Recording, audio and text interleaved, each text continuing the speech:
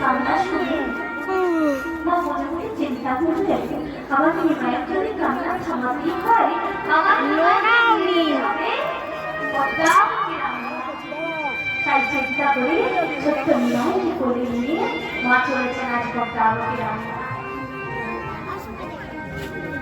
এক পায়ে দু পায়ে মাতা চলিতে লাগিল, চলিতে লাগিল।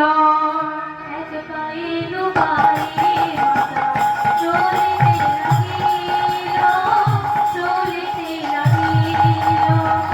এক পায়ে দু পায়ে মাতা চলিতে লাগিল, চলিতে লাগিল।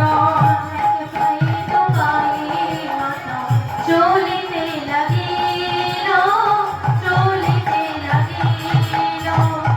পদ্মাবতী রানী নামে উপনীত হইল, উপনীত হইল। পদ্মাবতী উপনীত